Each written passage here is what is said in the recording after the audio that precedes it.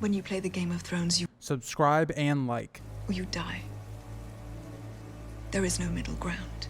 Welcome back to the Grease Goblins YouTube channel. Today's video, we're going to be talking about Daenerys and Dragonbinder. This isn't a topic I've talked about much on this channel. We've talked about Dragonbinder in terms of what it's going to do for the Battle of Fire and maybe the short-term stuff.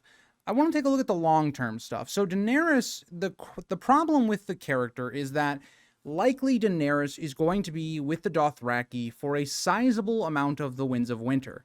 And the real question is going to be, okay, Daenerys has had this plotline going back kind of to book 3 and book 5, where how does she control the dragons? She can't even control Drogon, who she's the closest with, let alone 3 dragons, 2 of which she's not even going to see until, you would assume, maybe the back half of the Winds of Winter. How does all of a sudden does she learn to command not only 1 dragon that she has not a ton of control over in Drogon, but also 2 that she's not even going to be with that are now able to kind of fly wherever they want? That's the question. And Dragonbinder has always been this elusive puzzle piece that I don't think anybody truly understands. We all speculate at it, and maybe some of us are right, maybe some of us are wrong. It's this mystery box. And I've reread the Victarion, like, half sample chapter that we're given, and it really got my brain churning a little bit about what possibly Dragonbinder could have as an influence over the rest of the story, not just the beginning of A Winds of Winter and the stuff with Victarion. Because I think that the Dragonbinder element could have been something that George threw in there, because really, it seems almost impossible right now that Daenerys would be able to control all 3 dragons, especially when George just made her be apart from all of them, except for Drogon. So could Dragonbinder, if assuming that all of her dragons are alive and still under her control, or at least they're still her dragons, by the end of the book, is Dragonbinder going to be used as kind of a plot device to just allow the dragons to cooperate with Daenerys, you know, maybe blowing it, and maybe that's the other part of it. So we don't know necessarily how Dragonbinder works, because we've seen how it was blown once, and then that person died. And even in the sample chapter, Victarion is trying an experiment where he's going to have 3 different people blow it just once, and hopefully that doesn't kill them, but it's likely going to. But he also claims that this seems to be a relic of Valyria, and that's something that Euron claims. Victarion's kind of parroting that. And it's said that maybe these horns were used to command their dragons. The Valyrians might have used them. So that, to me, makes a lot of sense. So I think the one thing that becomes really interesting is, what if only a Valyrian can actually control the dragons through this horn? So all these other people using it, they are dying because they're not Valyrian. And so Dragonbinder doesn't necessarily work for them, even if they blow it. That's something I'm going to be very, very interested in. What if Victarion, beginning of the battle, he has all these 3 different people blow the horn, it doesn't work. Like, maybe it blows, but it doesn't, like, the dragons don't seem to have any effect from it. Or maybe it even just irritates them. It doesn't put them under the control of the blowers, of Victarion, whoever. But maybe when Daenerys uses it, and maybe it could be something like it's a Hail Mary type situation, kind of how it was in book 1 where she hatches the dragons, or maybe Quaithe is telling Daenerys all this stuff.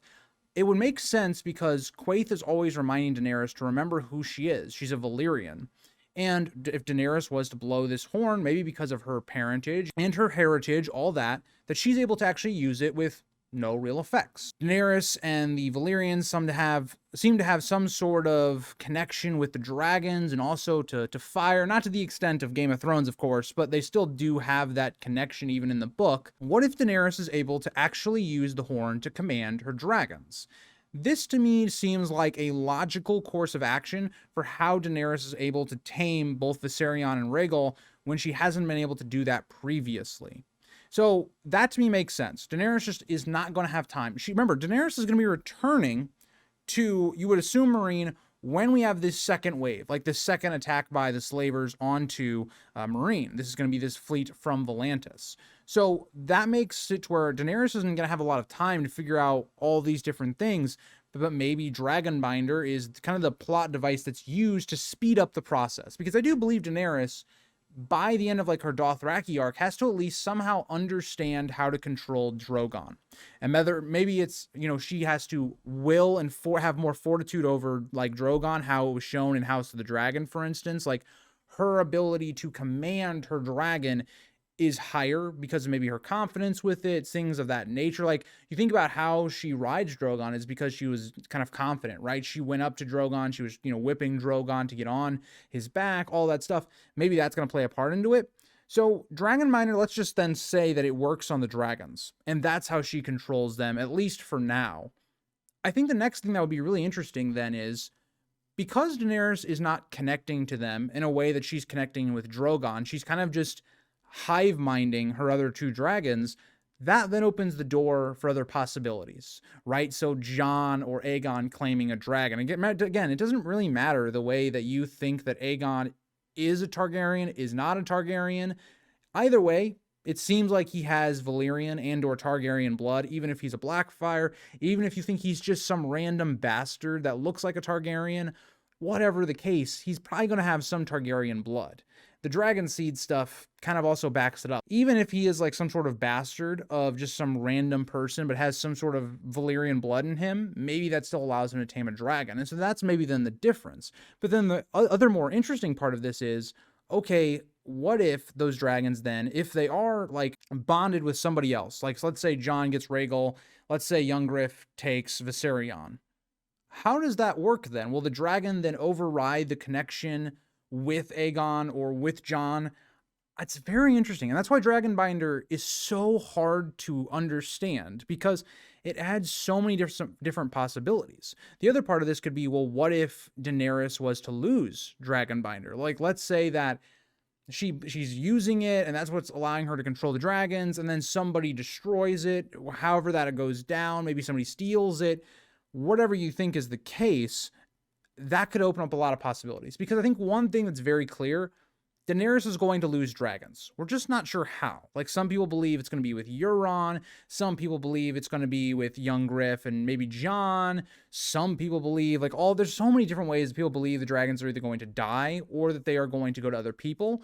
But it does seem to be clear. And I have a video that I'm scheduling to do for next week. It was initially going to be this week, but I thought it was too close of a topic to a video I already did this week on the Dance of the Dragons. This has actually already been prophesized in the Winds of Winter sample chapter in Arion 1. One of the people, I don't remember her exact name, as they're traveling through Dorne, has like this green dream, it seems to be, that the dragons are dancing again, and that we're going to see a repeat of that, kind of what George has even said in his own words.